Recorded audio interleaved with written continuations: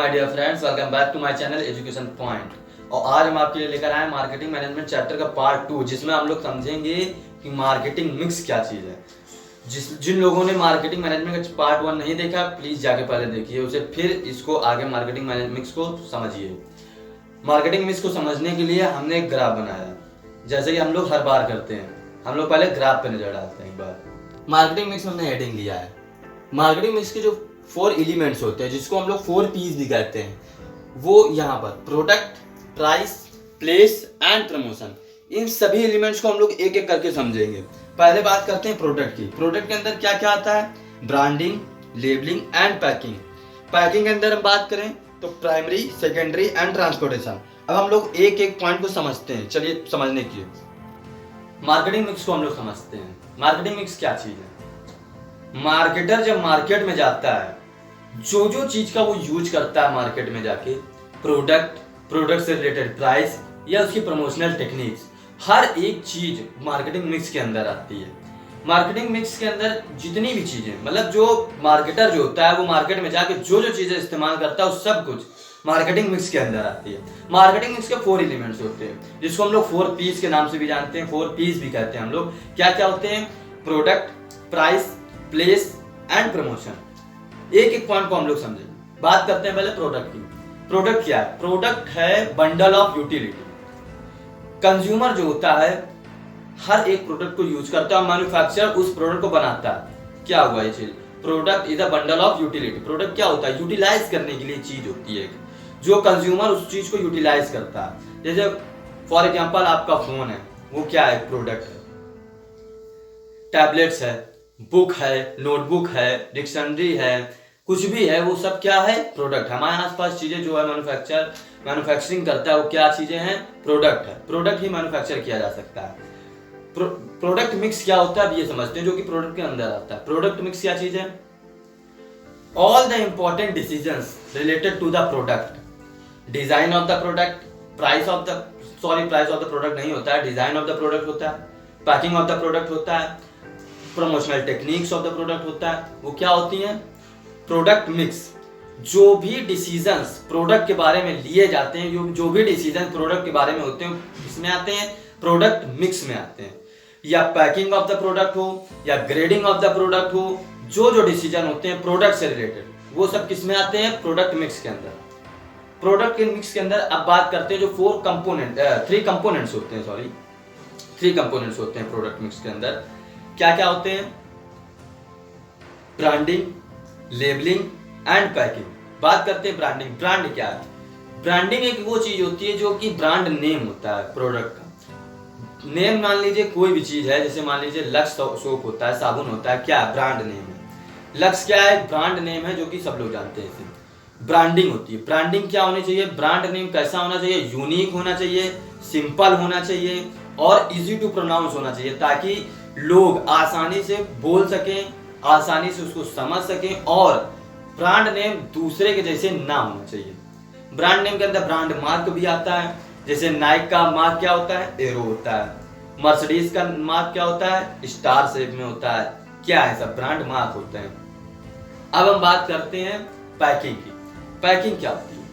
कोई भी प्रोडक्ट जो होता है, मैन्युफैक्चरर जब मैन्युफैक्चर कर लेता है तो उसको खुले में नहीं बेचता है कभी भी, वो कोई ना कोई पैकिंग में ही आता है। जैसे कुरकुरे होते हैं, अंकल चिप्स होते हैं, ये क्या होते हैं? सब पैकिंग में आते हैं। ऑयल होता है, क्या होता है? कंटेनर में आता है, जार में आता है, किस पैक होकर आता है। ये क्या है? पैकिंग है। पैकिंग कितने प्रकार की होती है? प्राइमरी होती है, सेकेंडरी होती है और ट्रांसपोर्टेशन होती है। प्राइमरी पैकिंग किसे कहते हैं?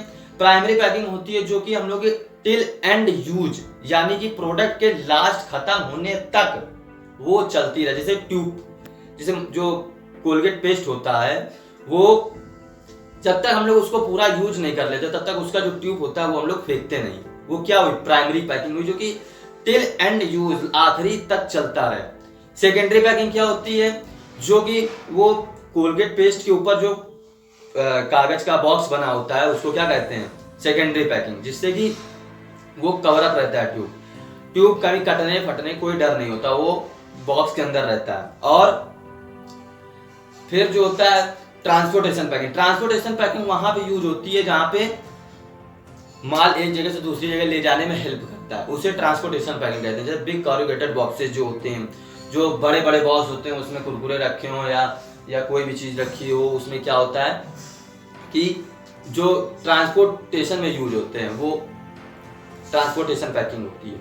अब हम बात करते हैं इसके फीचर्स क्या होते हैं। प्रोटेक्शन होती है सबसे पहली बात, डैमेज से बचाना, थेफ्ट से बचाना, स्पॉयलेज से बचाना, जो भी है वो प्रोटेक्शन पे आ गया पैकिंग। फिर बात करते हैं हम लोग इसकी कन्वेंस, आसानी से एक जगह से दूसरी जगह ले जाया जा सकता है और इजली टू हैंडल हो जाता है। कोई भी चीज़ को जब कोई चीज़ बंडल में या कोई भी चीज़ अच्छे से पैकिंग की गई है तो उसको हैंडल करना बहुत आसान होता है, चाहे कोई भी चीज़ हो।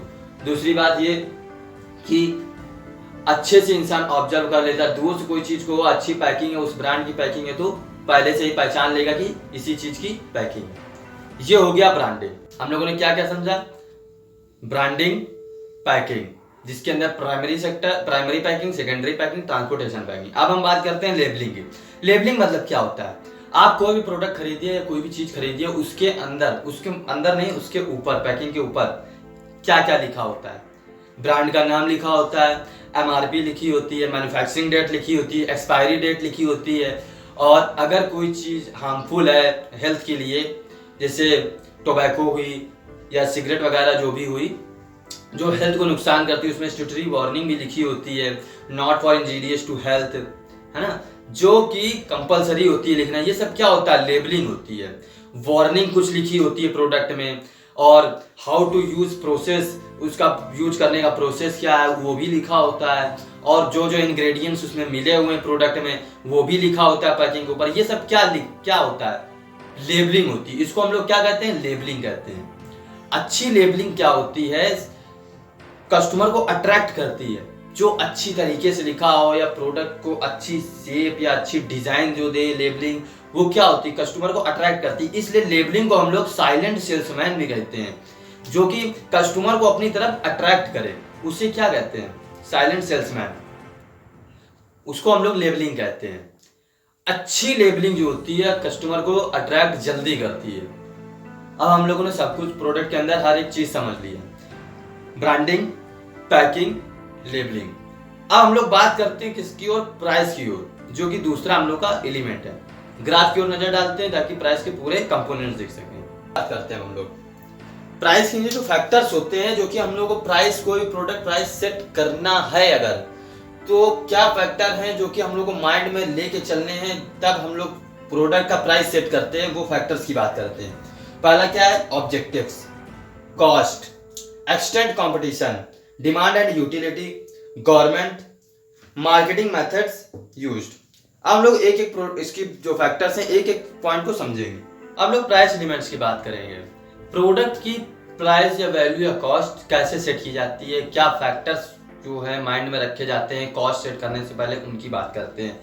प्राइस एलिमेंट्स के नीचे आता है जो factors kept in mind while setting up the price of the product. उन फैक्टर्स की बात करेंगे। पहला फैक्टर क्या होता है? Pricing objectives. क्या होता है? ऑब्जेक्टिव। फर्म का जैसा ऑब्जेक्टिव होगा, कंपनी का जैसा ऑब्जेक्टिव होगा, जैसा उद्देश्य होगा, जैसे काम करने का नजरिया होगा, उस तरीके से वो अपने कॉस्ट को सेट करेगी। प्राइसिंग ऑब्जेक्टिव्स के अंदर फर्स्ट पॉइंट क्या आता है? Big share leadership in market. अगर फर्म ज्यादा से ज्यादा शेयर बनाना चाहती है मार्केट में और लीडरशिप कमाना चाहती है शेयर में, तो उसको क्या करना पड़ेगा? अपने कंपटीटर से, जो उसका कंपटीटर है, उससे अपने गुड्स की वैल्यू कम करनी पड़ेगी, अपने प्रोडक्ट की वैल्यू अपने कंपटीटर से कम रखनी पड़ेगी, ताकि ज्यादा से ज्यादा कस्टमर उससे जुड़ सके और ज्यादा से ज्यादा उसका प्रोडक्ट सेल हो सके। अगर उसको बिग शेयर लीडरशिप मार्केट में कमाना है तो उसको ये पॉइंट करना पड़ेगा।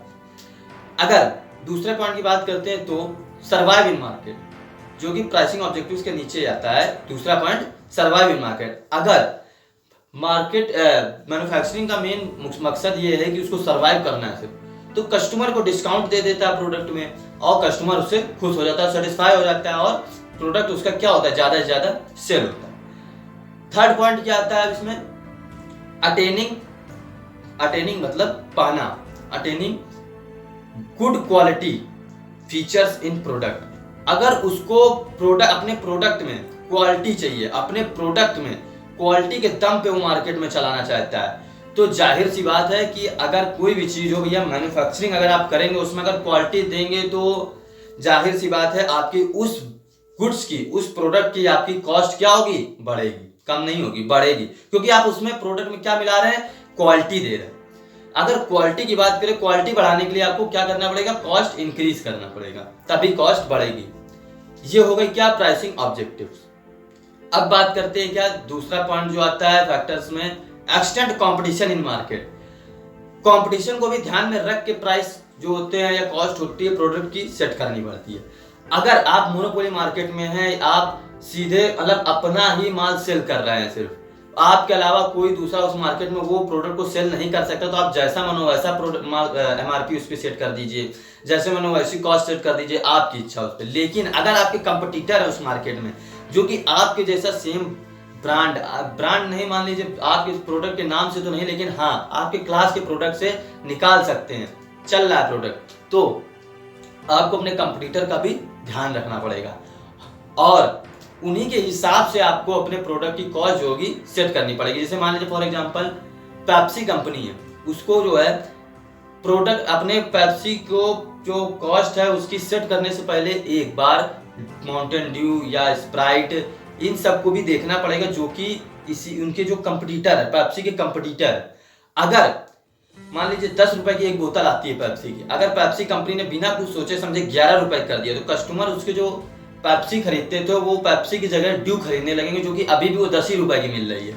इसलिए जो extend competition in market point ये बताता है कि अपने कंपटीटर को भी, जो मार्केट में तुम्हारा कंपटीटर है उसको भी साथ में ध्यान में रख के अपने प्रोडक्ट की कॉस्ट को सेट करना ही पड़ेगा।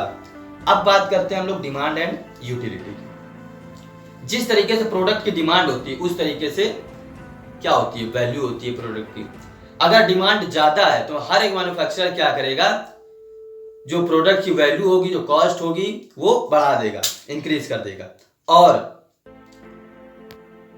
डिमांड अगर कम है तो मैन्युफैक्चरिंग क्या करेगा, मैन्युफैक्चरर जो है वो क्या करेगा, कॉस्ट ऑफ गुड्स या वैल्यू ऑफ गुड्स जो है वो कम कर देगा, ताकि उसकी डिमांड बढ़ सके और ज्यादा से ज्यादा उसका प्रोडक्ट क्या हो सके, मार्केट में सेल हो सके। ये था हमारा extend demand and utility point, जो कि हम लोग बताता है कि जैसी डिमांड हो वैसा आपको प्रोडक्ट की वैल्यू कॉस्ट जो है सेट करनी है, जिस तरीके से भी डिमांड। और अब हम बात करते हैं किसकी, कॉस्ट की। कोई भी प्रोडक्ट की वैल्यू या कोई भी प्रोडक्ट का कॉस्ट सेट करने से पहले हम लोग दोनों जो होते हैं, क्या जो लेबर कॉस्ट होती है उसकी वो, और जो फिक्स्ड कॉस्ट होती है वो, दोनों को ऐड कर लेते हैं, तब उसकी कॉस्ट को हम लोग प्रोडक्ट कॉस्ट को सेट करते हैं। फिक्स्ड कॉस्ट में क्या आता है, rent of factory, cost of machinery, salary of permanent staff, ये क्या होती है, फिक्स्ड कॉस्ट होती है, जो कि हमको देनी ही देनी है, चाहे जैसे हो। अगर हम लोग को प्रोडक्ट मैन्युफैक्चर करना है तो मैन्युफैक्चरर को ये पे करना ही पड़ता है, फिक्स्ड कॉस्ट को तो देना ही पड़ता है। और लेबर कॉस्ट क्या होती है, वेजेस ऑफ लेबर, जो डेली लेबर में जो यूज होता है वो क्या होता है, लेबर कॉस्ट होती है। ये दोनों कॉस्ट को ऐड कर देते हैं, तब हम लोग क्या करते हैं, प्रोडक्ट की कॉस्ट को सेट करते हैं। ये कॉस्ट पॉइंट बताता है। लेकिन कुछ मैन्युफैक्चरर क्या करते हैं, जो स्टार्टिंग का पीरियड होता है उनका, जो फिक्स्ड कॉस्ट होती है उसको हटा देते हैं, ताकि जो वैल्यू ऑफ गुड्स है, प्रोडक्ट है, वो क्या कर सके, उसकी MRP कम कर सके और ज्यादा से ज्यादा मार्केट में उसको सेल कर सकें। कुछ टाइम के लिए फिक्स्ड कॉस्ट को हटा करके रखते हैं, सिर्फ लेबर कॉस्ट ही उसमें इंक्लूड रहती है, क्योंकि ज्यादा से ज्यादा उनको मार्केट में अपना प्रोडक्ट उतारना है। अब बात करते हैं हम लोग गवर्नमेंट इंटरवेंशन। कुछ गवर्नमेंट के रूल्स होते हैं, रेगुलेशंस होते हैं कि कोई भी मैन्युफैक्चरर या कोई लाइन का होता है गवर्नमेंट के, कि इस लाइन के नीचे आप MRP नहीं सेट कर सकते हैं, या इस लाइन के ऊपर एक स्पेसिफिक ऊपर आप MRP को बढ़ा नहीं सकते हैं या कम नहीं कर सकते हैं। गवर्नमेंट के रूल्स एंड रेगुलेशन को भी अच्छे से ध्यान में रख के मैन्युफैक्चरर को प्रोडक्ट की कॉस्ट को सेट करना पड़ता है। ये हो गई गवर्नमेंट रूल्स एंड रेगुलेशन की बात, जो कि पॉइंट बताता है कि गवर्नमेंट के नियम और कायदे कानून को भी दिमाग में रखना पड़ता है प्रोडक्ट की कॉस्ट को सेट करते समय। अब बात करते हैं हम लोग, जो नया पॉइंट हम लोग का है, मार्केटिंग मेथड्स यूज। मैन्युफैक्चरर अगर मार्केटिंग मेथड्स अलग अलग यूज कर रहा है, मान लीजिए एडवर्टाइजिंग यूज कर रहा है, तो एक टीवी में एडवर्टाइज आता है, रेडियो में एडवर्टाइज आता है, न्यूज़पेपर में एडवर्टाइज आता है। टीवी वाला एडवर्टाइज ज्यादा कॉस्टली होता है इन कंपैरेटिवली टू न्यूज़पेपर और रेडियो। अगर कोई मैन्युफैक्चरर टीवी में अपने प्रोडक्ट की एडवर्टाइजिंग करा रहा है तो जाहिर सी बात है उसके प्रोडक्ट की जो वैल्यू होगी वो महंगी होगी। क्यों? क्योंकि उसको एडवर्टाइजिंग का कॉस्ट भी उसी प्रोडक्ट की एमआरपी से ही निकालना है। वो कहीं ना कहीं उसकी प्रोडक्ट की एमआरपी से अपने एडवर्टाइजिंग की कॉस्ट भी निकाल रहा है। इसलिए जिस तरीके से मार्केटिंग मेथड यूज कर रहा है मैन्युफैक्चरर उसी तरीके से एमआरपी भी ऊपर नीचे करता है। वो ये मार्केटिंग मेथड्स बताता है हम लोगों को कि मार्केटिंग मेथड बताता है कि किस तरीके से आपकी मार्केटिंग मेथड है और किस तरीके से आपको उसके हिसाब से एमआरपी सेट करनी है। ये हर एक मैन्युफैक्चरर सेट करता है अपने मार्केटिंग मेथड टेक्निक से। और कुछ मैन्युफैक्चरर जो होते हैं लोकल एडवर्टाइजिंग कराते हैं, न्यूज़पेपर में कराते हैं, उनकी प्रोडक्ट की एमआरपी कम होती है देखा जाए तो। और जो ज़्यादा जैसे पॉन्ड्स वगैरह हैं, जो ब्रांडेड प्रोडक्ट हैं, जो डव वगैरह हैं, तो क्या है ये सब अपनी एडवर्टाइजिंग बड़े स्तर पे कराते हैं और इनकी एमआरपी क्या होती है, ज़्यादा स्तर पे होती है। अब हम लोग नए पॉइंट की ओर बढ़ते हैं। हम लोगों ने क्या क्या समझ लिया अभी? प्रोडक्ट समझ लिया, प्राइस समझ लिया। अब हम लोग नए पॉइंट की ओर बढ़ते हैं जिसका नाम है प्लेस। ग्राफ की ओर एक बार नजर डालते हैं अच्छे समझने के लिए। प्लेस की अब बात करते हैं हम लोग, जो कि एक होता है डायरेक्ट चैनल, एक होता है इनडायरेक्ट चैनल। डायरेक्ट चैनल में क्या होता है? मैन्युफैक्चरर से डायरेक्ट कस्टमर के पास प्रोडक्ट पहुंचता है, जो कि ऑनलाइन कंपनियां करती हैं, जैसे फ्लिपकार्ट हुई, स्नैपडील हुई। जो ऑनलाइन कस्टमर जो होता है ऑर्डर करता है कोई भी प्रोडक्ट के लिए, वो क्या होता है? मैन्युफैक्चरर से डायरेक्ट कस्टमर की ओर बढ़ता है प्रोडक्ट। एक होता है, फिर आता है इनडायरेक्ट चैनल। इनडायरेक्ट चैनल में क्या होता है?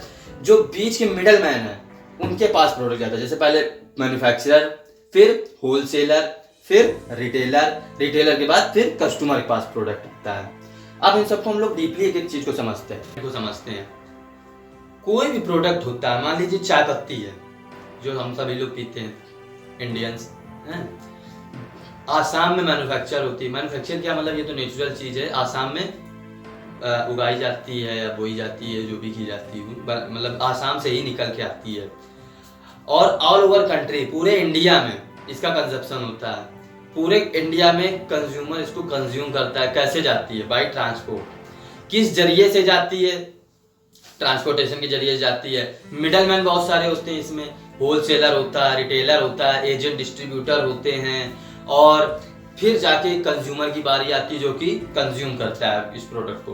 प्लेस क्या बताता है? प्लेस एलिमेंट क्या बताता है? कोई भी प्रोडक्ट जो है वो सेम जगह मैन्युफैक्चर होकर सेम जगह कंज्यूम नहीं हो सकता है, इसलिए उसको अपनी जगह बदलनी पड़ती है। मैन्युफैक्चरिंग जगह से लेकर के कंज्यूमिंग जगह तक उसका सफर कैसा रहता है वो प्लेस एलिमेंट बताता है हम लोगों को। प्लेस एलिमेंट के अंदर आते हैं चैनल डिस्ट्रीब्यूशन जो होता है वो क्या होता है? चैनल डिस्ट्रीब्यूशन होता है, डायरेक्ट चैनल होता है, एक इनडायरेक्ट होता है। पहले डायरेक्ट चैनल की बात करते हैं। डायरेक्ट चैनल क्या होता है कि जो डायरेक्टली मैन्युफैक्चरर से डायरेक्ट कंज्यूमर तक प्रोडक्ट पहुंच जाए, मैन्युफैक्चरर से कंज्यूमर तक पहुंच जाए। जो कि जैसे कि हम लोग ऑनलाइन शॉपिंग करते हैं, फ्लिपकार्ट से शॉपिंग करते हैं, स्नैपडील से शॉपिंग करते हैं, नापतोल से शॉपिंग करते हैं, जो जैसे ऑनलाइन जिस तरीके से हम लोग शॉपिंग करते हैं, जो कि डायरेक्ट मैन्युफैक्चरिंग डिपार्टमेंट से डायरेक्ट कंज्यूमर तक जो प्रोडक्ट आ जाए और विदाउट, जो बिना किसी के मिडिल मैन, जो कि बीच के जो होलसेलर, रिटेलर, एजेंट, इनका जिसमें कोई रोल नहीं होता है, और जो प्रोडक्ट डायरेक्ट कंज्यूमर के पास आ जाए वो क्या होता है? डायरेक्ट चैनल होता है। जो कि अभी हम लोगों ने ग्राफ में भी देखा, मैन्युफैक्चरर से डायरेक्ट कंज्यूमर के पास प्रोडक्ट पहुंचता है, वो होता है डायरेक्ट चैनल। अब हम बात करते हैं क्या दूसरे पॉइंट की ओर, इनडायरेक्ट चैनल। इनडायरेक्ट चैनल क्या होता है कि जिसमें मिडिल मैन इन्वॉल्व होते हैं। इनडायरेक्ट चैनल के अंदर भी 3 पॉइंट होते हैं। क्या क्या होता है? 1 level, 2 level and 3 level. 1 level क्या होता है? मैन्युफैक्चरर, रिटेलर और कंज्यूमर। इसमें बीच में कौन हुआ? सिर्फ रिटेलर हुआ, बाकी कोई नहीं हुआ। 2 लेवल में क्या होता है? Manufacturer, wholesaler, retailer and consumer. इसमें 2 मिडलमैन बीच में है। अब बात आती है 3rd लेवल की। 3rd लेवल में क्या होता है? मैन्युफैक्चरर, एजेंट डिस्ट्रीब्यूटर, जो कि क्या होते हैं? स्टेट वाइज होते हैं। एजेंट डिस्ट्रीब्यूटर, फिर आता है होलसेलर, फिर आता है रिटेलर, फिर आता है कंज्यूमर। ये क्या हुआ? 1 लेवल, 2 लेवल, 3 लेवल। ये किसके नीचे आते हैं? इनडायरेक्ट चैनल के नीचे आते हैं। हम लोगों ने अब क्या क्या समझ लिया? प्रोडक्ट समझ लिया, प्राइस समझ लिया, प्लेस समझ लिया, लास्ट हम लोगों को क्या बचा? प्रमोशन। अब हम लोग प्रमोशन की ओर बढ़ते हैं, ग्राफ की ओर नजर डालते हुए अब हम लोग बात करेंगे प्रमोशन टेक्निक की। प्रमोशन नीचे क्या आता है? एडवर्टाइजिंग। एडवर्टाइजिंग के अंदर आता है रीच, चॉइस, लेजिटिमेसी। प्रमोशन पहले तो बहुत बड़ी चीज थी, पहले ये इस टॉपिक के अंदर बहुत सारी चीजें आती थी, लेकिन अब क्या हो गया है, प्रमोशन को सीबीएसई ने कुछ पार्ट डिलीट कर दिया प्रमोशन, इसलिए अब सिर्फ एडवर्टाइजिंग बचा हुआ है, जिसको हम लोग अब समझते हैं डीपली। प्रमोशन एलिमेंट क्या बताता है? Promotional techniques. जैसे प्रमोशनल टेक्निक्स क्या होती है?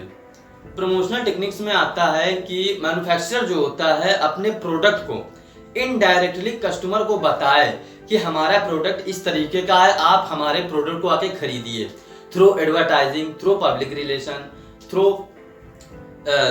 डोर टू डोर एडवर्टाइजिंग, मतलब किसी भी तरीके से कस्टमर को बताना कि ये मेरा प्रोडक्ट है, आप इस प्रोडक्ट के बारे में आके खरीदिए और इस प्रोडक्ट को ट्राई करिए। ये होता है प्रमोशन, प्रमोशनल टेक्निक्स जिसे कहते हैं। प्रमोशन इसके अंदर क्या आता है? Promotion mix.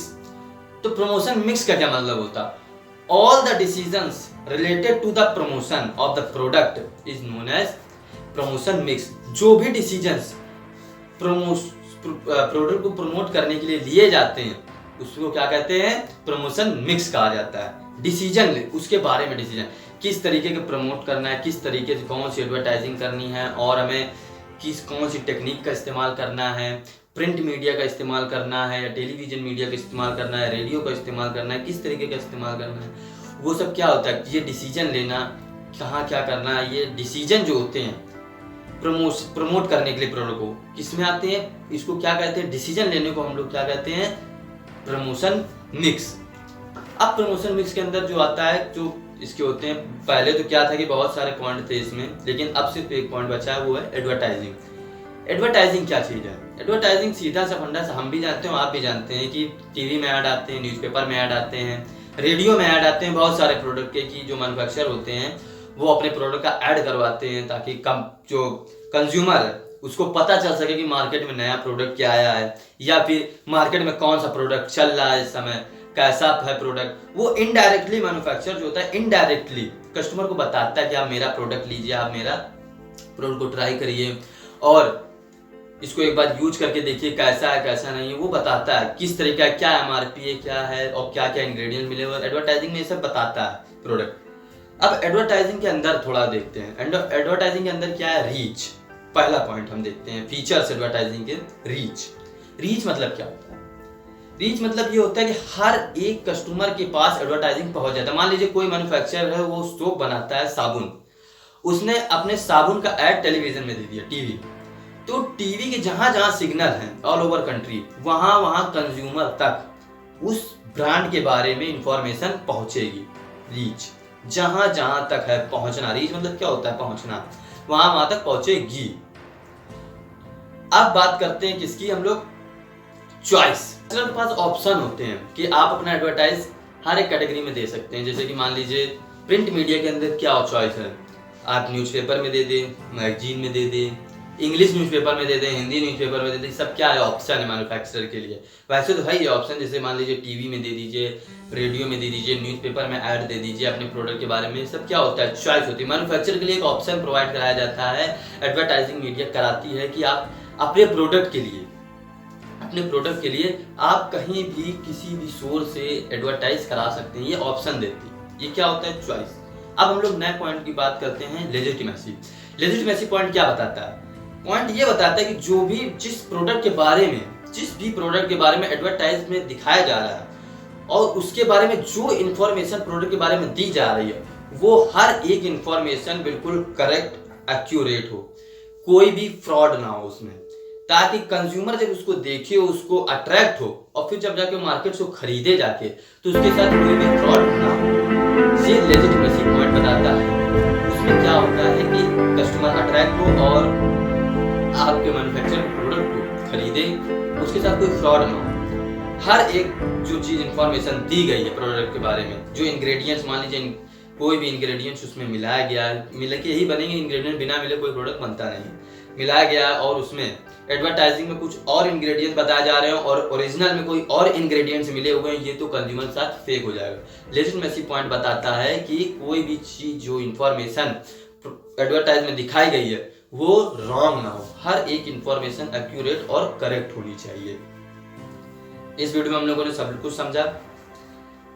मार्केटिंग मिक्स की हमने वीडियो बनाई थी, इसमें सब कुछ समझा। एलिमेंट्स के जो थे 4 एलिमेंट जिनको हम लोग 4 पीस कहते हैं, प्रोडक्ट, प्राइस, प्लेस, प्रमोशन, हर एक के बारे में हम लोगों ने डीपली समझा। प्रोडक्ट के बारे में हर एक चीज डीपली समझी, प्राइस के बारे में भी हम लोगों ने अच्छे से समझा एक चीज, प्लेस के बारे में भी समझा कि डायरेक्ट इनडायरेक्ट जो चैनल होते हैं उनके बारे में, प्रमोशन के बारे में भी समझा जो कि एडवर्टाइजिंग होती है, रीच, चॉइस, लेजिटिमेसी। और अगर अभी भी आपको कोई डाउट है या कोई क्वेरी है आप नीचे कमेंट करिए, हम आपको जरूर बताएंगे। For watching my video.